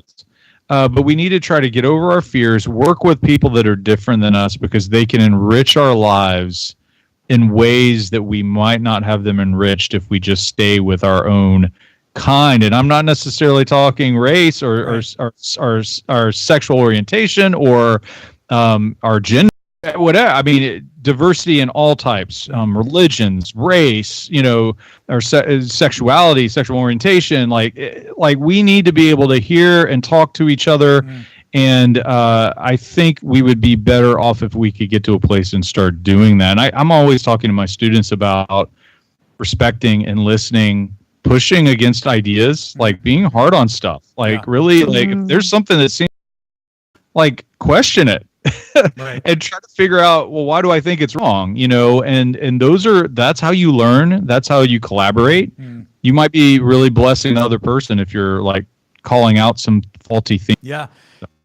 So true. And I think that we touched on several things, but one of the things that really pops out is that I think it kind of goes back to what we were talking about before. And that is we tend to lock and load our views about Star Wars and believe that, hey, no, let me order them for you properly. This is the definitive order of Star Wars films, or this is the definitive order of whatever character, or this is how things should go down or should have gone down.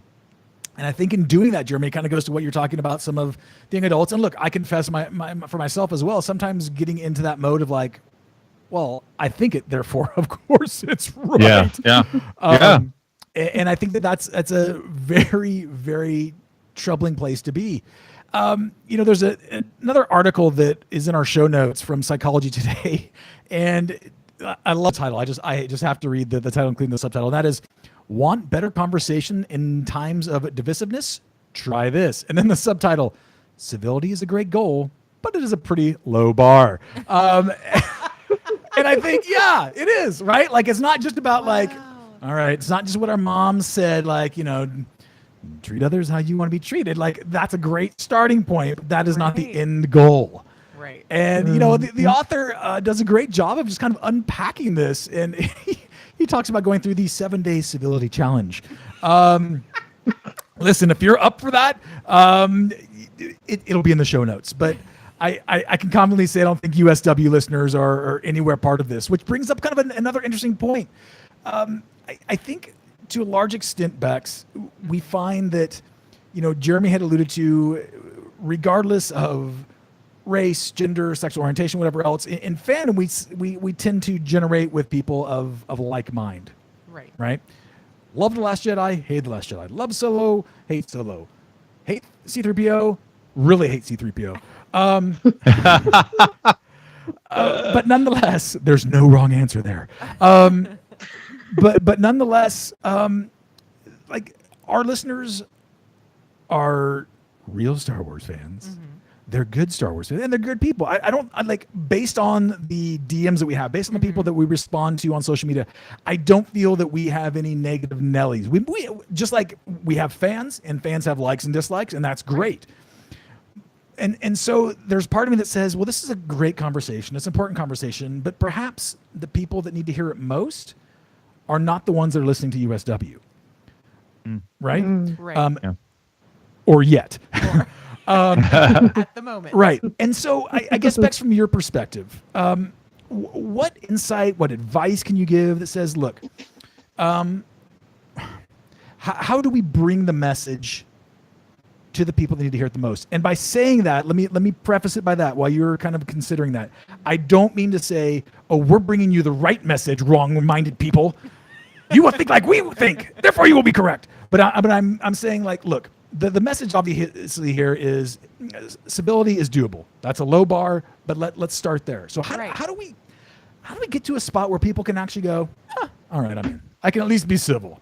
Well, I think a lot of it is, it's kind of like parenting. You lead by example. If you want to see this behavior, you do that behavior yourself. Yeah. And then hopefully those around you who Yeah. you want to emulate what you're doing, Yeah. see what you're doing, see the fruits of your labor, and are like, oh, if I behave in that manner, Yeah. perhaps I'll actually be heard. Right. One of the things I was thinking of when Jeremy was talking was that we so often listen to respond. We don't listen to understand. Great point. And so I think, we want to be civil, so let's start there. I'm asking you a question, and I'm actually going to listen to your answer to understand your point of view and not wait for you to pause so I can tell you why I'm right. Right.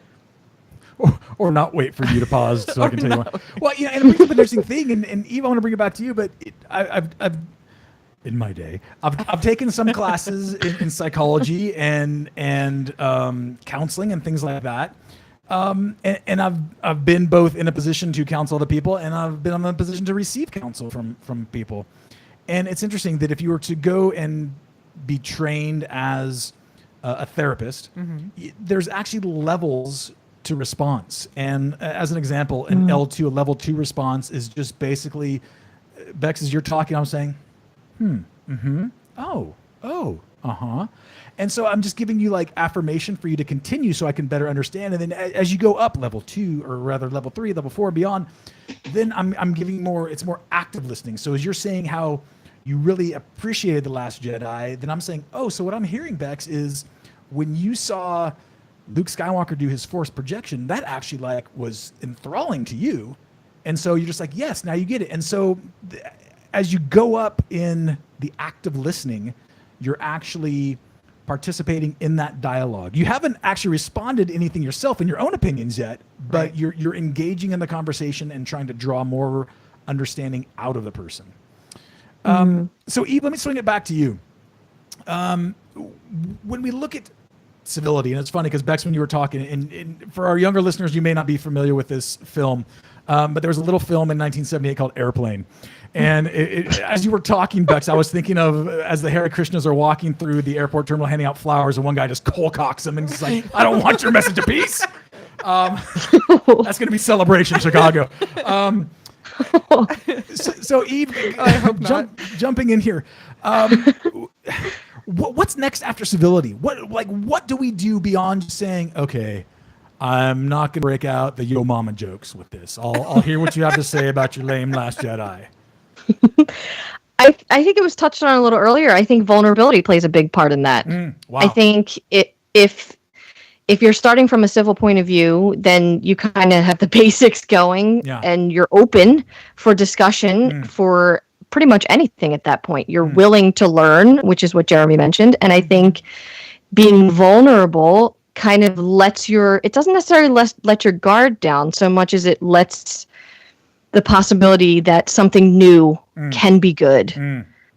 And that's kind of the antithesis of what a lot of people think today, where, they get stuck in their comfort zones. They don't want to leave their job. They don't want to, just leave this group of friends who just drag them down and make them, lesser of a person than they want to be. They're just stuck in this cycle. And I think if we are open to see and experience new things from other people, which is how almost predominantly the only way that we can, you have to be vulnerable. I think that is such a great word. And I think at the same time, I think for a lot of people, myself included, that's like, since we're going to go back to the beginning of this conversation, that's when fight or flight kicks in, right? Right. Because in order to be vulnerable, you have to risk. You have to actually say like, I am going to risk being completely exposed here. And that can be a frightening thing to do emotionally, especially if it's, against a bunch of black and white text over the interwebs. Yeah. Because not everybody wants to be vulnerable. Jeremy, one of the things that's kind of been brought up in this conversation is not just being vulnerable, not even being civil, but Amanda Ward, who is from the Rebel Girl podcast, actually tweeted this out today, and I thought it was brilliant. So I'd love to kind of get your insights on that. She said, in a nutshell, I'm paraphrasing, but that, hey, listen, Twitter is a totally tailored experience. If there are people in your feed or your mentions that are somehow being negative Nellies, just mute them, and you're literally, it's like crafting your playlist for Spotify or Pandora or whatever else. You're just like, you're building your insulated cocoon. And so, yes, but then we're all in our own cocoons. And so where do you find, I guess, Jeremy, for you personally, where do you navigate that line between, I don't want my feed full of people thrashing others or me, but at the same time, if we just build our cocoon, then nothing changes. I see. Yeah, it's interesting. Like, it's such a, we gotta be careful. There's the types of people that on social media will do nothing but say things that will hurt us deeply. Right. And it's not because they have a different opinion. I mean, it might be because they might be partially because they. It's just because they're an asshole, right? And so there is that. So there's that stuff. Mute those people. Yeah. But there are people I follow on Twitter, like just taking Star Wars for example, or let's say theology, because I teach theology. They have different opinions on those things than me, but man, their different opinions are so helpful because it calls out some of my wrong opinions, or maybe I'm not seeing things fully or clearly. And so, with The Last Jedi, I've kind of been all over the place with this movie. I've liked it, question mark. I didn't like it. I like it. I don't know now. I am all over, and a lot of times it's because there are people that I follow on Twitter that I have a ton of respect for that don't see eye to eye with me, that say things that frustrate me sometimes, but it's not like a personal attack. It's just like they're attacking something that I was holding to pretty tightly, going, well, I love this. Right. And they're like, well, maybe not. This isn't that good. Here's why I don't think it's that. I'm like, oh, I haven't seen that before, oh, yeah. So I think we need to definitely have people like that in our lives. And I have people like that in my world of education that push back on some things that I'm trying or doing. And I might not like it in the moment, but like, yeah, okay, it's helpful. You don't want to just dismiss. You don't want to make the cocoon. You don't want to wall yourself off. And it goes back to that idea of being around diverse types of people, diverse ideas. It's really healthy. And you obviously want to stay true to yourself and hold on to the things that you really believe, but it expands your knowledge, it expands your empathy when you're engaging people that are different than you, that see things different than you. So I don't know where I'm at on The Last Jedi, and that's the other thing with all this us versus them. It's weird. It's like we get this position and then we have to defend it to the death. And it's like we forget like evolutionary biology. It's like, well, I might change my mind next week. It's like we can't change our minds, And it's really interesting that we're unable to do that. And as a learner and someone that is a teacher that wants to teach his students to learn, part of the learning is we change our minds sometimes. Because we new information and things open up, and we didn't know that this door could open, and it could, and there's all the stuff behind the door that's changing how we see things. And it's just a funky place that we're at right now. We're in this early stage of technology, and it's accelerating so rapidly, but one of the things we're trying to learn right now is how do we talk to each other online. And if you look at, like, we haven't been doing this very long. And, there's people, tweeting about their frustration, like, we're really screwing it up here. But I really think that we're going to start figuring out better ways to communicate, better ways to talk. There will always be those people that are insecure, that want to hurt people. And I think Amanda Ward is absolutely right in that respect. Mute them. Block them. Get rid of them. Like, they're not, like, avoid, like, get them out of your mind, because they'll just hurt you. But then there are those people that you shouldn't get rid of, and those are the people that might not see everything the same way you do, but they communicate clearly what they see. Those people you hold on to tightly, because they will enrich your life. I could not have said it better myself, and I think that as you were giving that eloquent response, Jeremy, I think some of the friends that I have developed through Twitter that I respect immensely, that have a completely different point of view when it comes to The Last Jedi, or even Solo for that matter. And I absolutely love getting their insight, because Jeremy, you kind of touched on this as well. It's like, oh, I didn't even think about that, or I didn't see it that way. And so for me, it's fascinating to get that different perspective. And because I have so much affinity and so much respect for the people, it doesn't put me in a position where I feel I need to defend my position. It doesn't make that we can't be friends or whatever else. It's just, oh, fascinating. I wouldn't have thought of it that way. Or maybe because of my own personal experiences in life in general, I see, relationships with dads and sons very differently than others do. I will say this. there is absolute truth in saying all this. Obi-Wan Kenobi is the best Star Wars fan. He's the best guy. Yeah. He's it, you know. And we need to like just remind ourselves. Yeah. There's no greater hero than Obi-Wan Kenobi, and other opinions are just wrong. Worst film of all, because if they make it and it sucks, then what's going to happen? We're gonna burn it all down. All down. We're storming the gates. Oh my gosh! You know, one of the things you brought up, Jeremy, and it brought me back to a book that's totally unrelated with Star Wars, but is a book by Doris Kearns Goodwin, and that is Team of Rivals, about Abraham Lincoln and him assembling his cabinet that literally, philosophically, politically, despised one another and did not agree on a whole lot. Yeah. And that was partially responsible for Lincoln being lauded as one of history's greatest leaders, because he had people that would push back on him, push back on one another, and it made for just this incredible time period in our own history. Absolutely, yeah. I wanted to bring this up. There's a Psychology Today article, another one that we came across, and we'll throw this in the show notes. And I found it interesting. This is the author is Dobrin. And it's called On Respect. Self-respect requires respecting others. What a thought. So he kind of gives a bullet list of 11 things that kind of dovetail and feed into one another. I'm not going to read them all, but I'll give you just a little bit of a sample flavor of them. Thing number one he lists: there can be no respect without self-respect. There can be no self-respect without respecting others. Interesting. Yeah, Bex, you kind of like did a double take there, and I think it's one of those like you have to kind of meditate on that for a while to fully digest it. Number two, he lists: respect honors the uniqueness of each person. Allow each other the right to make his or her own decisions.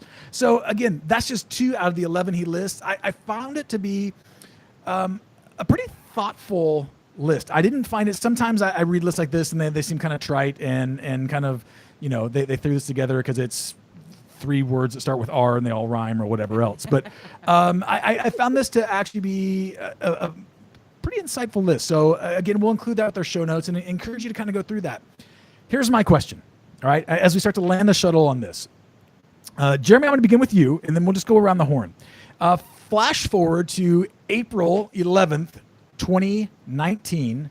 We're descending on O'Hare Airport. All of a sudden, Star Wars Celebration is about to open its doors. Let's hope that those that spend the night actually get in, unlike at Orlando. And so what happens? What happens when we see protesters out front or protesters walking around with their T-shirts that are anti-whatever? Do we ignore them? Do we tackle them? What do we do? Personally, I just want to know what they're saying. Yeah. Like, honestly, I would like to know what the message is. That's my first, like, gut reaction is like, what are they talking about? Like, what is it? You know, again, you just admit you might not know everything. What are they upset about? And then obviously you can make some like judgment calls like, well, okay, let's take these guys out, you know, or let's run away. Flank them. Yeah. I do think there are those that you truly, you just have to ignore. You know, there's those moments where, like, you know, you don't want to give them too much power. There's a sad tradition in Christianity that really sprung up through like kind of evangelical Christianity. That's really shows up mainly in the United States, looking at sort of like Christian church history or whatever. And I'm sure there's some listeners, especially if they're from the States, that this has happened to them. And it's really sad that it did. And here's what I mean. I went to the University of Alabama. That's where I did my undergraduate work. And there was a mound there that on that mound was one of the old buildings of the campus. And it had since been destroyed. And so there's this mound here. So people would go up and kind of do open air speaking all the time. It could be like, you know, sometimes the actors would go out and do like, do a soliloquy from like a Shakespeare play. You know, so sometimes it was awesome. And you, as you were going to class, you would just stop and listen. But guess what happened more often than not? Open air preaching. And it was, everyone was going to hell. Everyone was like, and it was so angering and frustrating. And, I just would shake my head all the time as I walked by, because so much of what they didn't know much about what they were talking about. And the hate that was spewing from them was not doing anyone any favors, including themselves.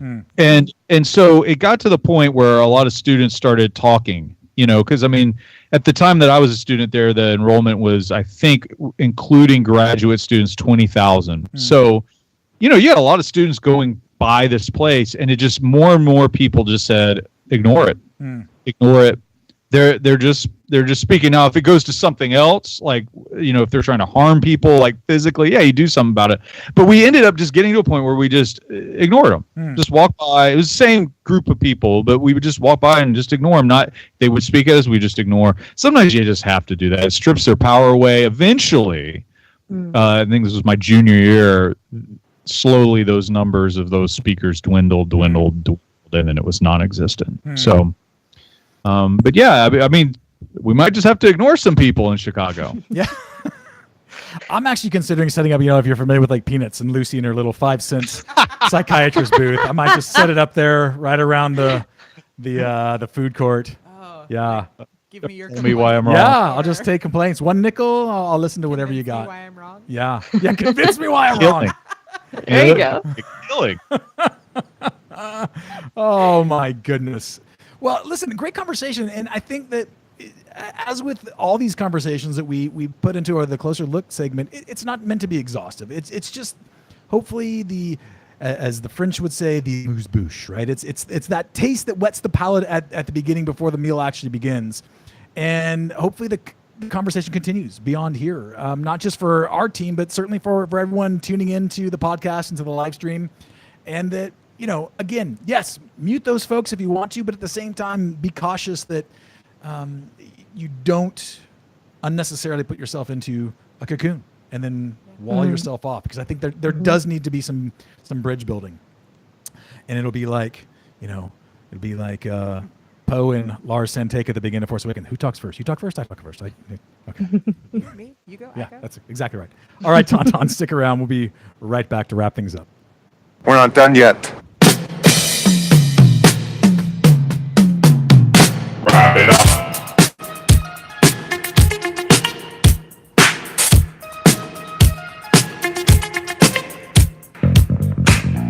All right, Eve, it's that time of the show once again. Tell folks what's on tap.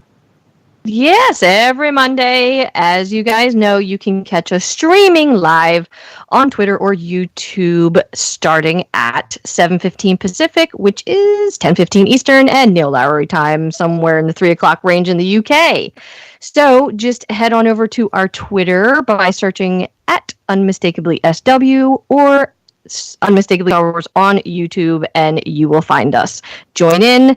Tonight's conversation was pretty awesome, so definitely do more of that, folks. The next thing, last month, actually, we gave away our audiobook to Michael Ward for the monthly patron giveaways, and we do these, we change it up from month to month, so if any of you are interested, be sure to check out our Patreon page at unmistakably.com/Patreon. I think we just play into kind of what we talked about at the top of the show. Let's give away the Thrawn Alliance's audiobook this month. That sound good? Yeah, I like that. All right, that's perfect. So this month, patrons are eligible for the Thrawn Alliance's audiobook. So if you want to get in on the action, just head on over to that Patreon site that Eve gave you the address for, and you're automatically enrolled. It's great. Easy as that. It's as easy as that. Yep. Listen, Coffee. I mentioned last week that I was going to try to post the Dish on Star Wars featuring friend of the pod, Laura Starr, who wrote the BB-8 Breakfast and Brunch Cookbook. That didn't happen. Got a little bit of, we'll just call it medical stuff going on. And so that'll be this week. So I apologize. It's not up before the holiday weekend for us here in the United States. But you know what? It's got to be a holiday somewhere, wherever it goes up.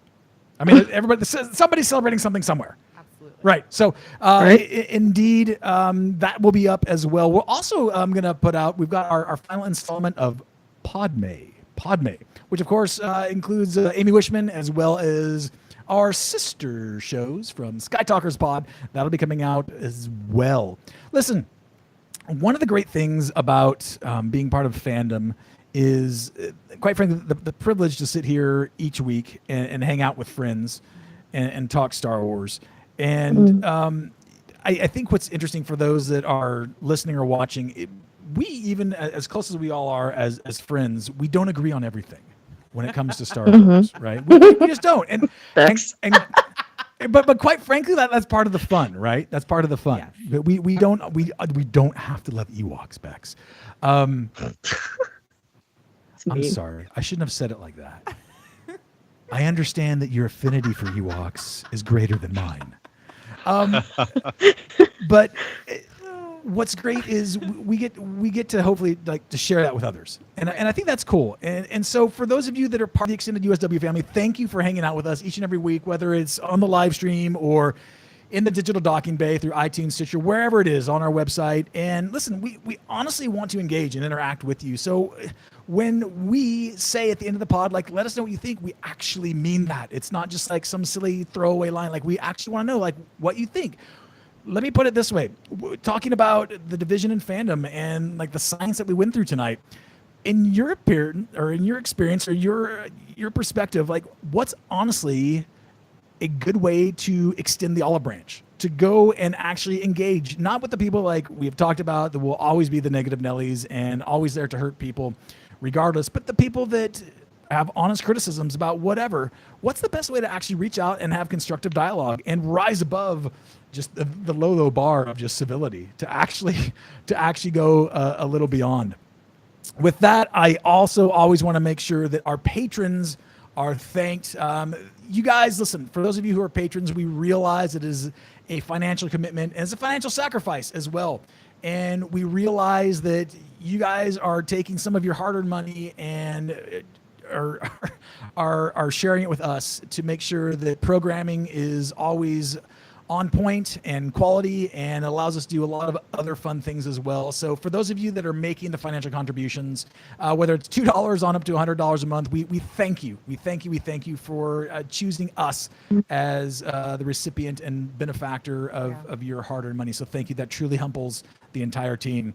With that, it is time to thank our patrons: Brandon Boylan, Jim Capron, Derek DuVernay, Dave Hackerson, Michelle Grandin, Jeff Keltz, Neil Lowry, Mario Piper, William Pollock, Regina Sanders, Connie Shee, Aaron Sinner, Krista Smolinski, Franklin Taylor, Brad Tracy, Michael Ward, Amy Wishman, and our mystery patron that just keeps on making it rain with $2 a month. I love C3PO. See, that wasn't hard. Hey, we're 8 months into this. It's getting pretty easy. Good. Yeah. It goes back to, if you lie enough, you start to believe it. I'm not there yet, but I'm just saying that I'm probably on the path. We'll see what happens. Listen, patrons, your financial investment goes a long way. And once again, we very much appreciate your kindness and generosity. That is all for this week, my little tauntauns. The circle is now complete. We'll see you next time in the digital docking bay. And until then, may the force be with you.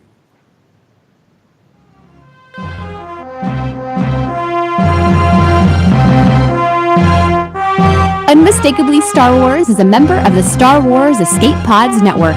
Explore more great content and get to know our sister shows at weareescapepods.com and on Twitter at weareescapepods. The Star Wars Escape Pods Network, promoting positivity in fandom.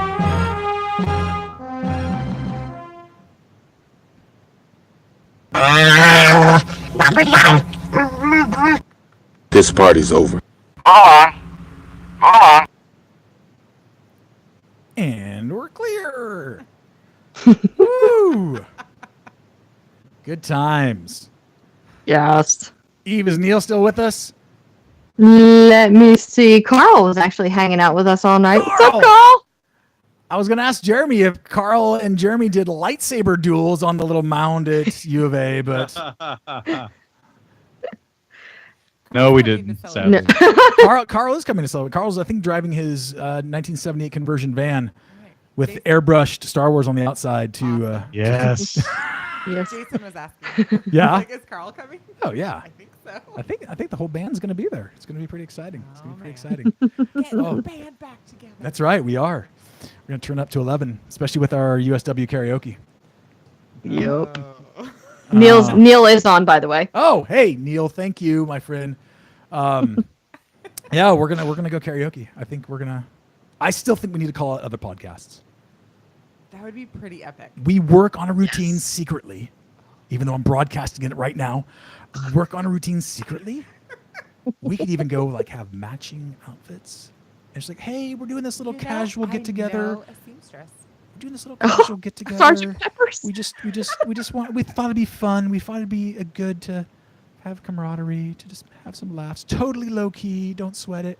And we just come out with like pyrotechnics and matching sequin gowns, and we're just like, pow!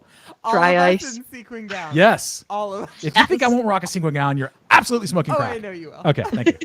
In fact, I have green sequins. Oh, yes. Boom, it's on. I mean, it was my mermaid tail. Mermaid tail. Thinking. Interesting. As long as it's not a whale tail. Oh, well played. Wow. Goodness. Hey, it's time. I'm going to turn off the live stream. So Neil and Carl, thank you. Thank you all for hanging out with us tonight. We will see you next week. Next week will be our Neil, while I've got you, next week will be our last live broadcast for a couple weeks because yours truly is going to Scarif for a few days to get away from it all.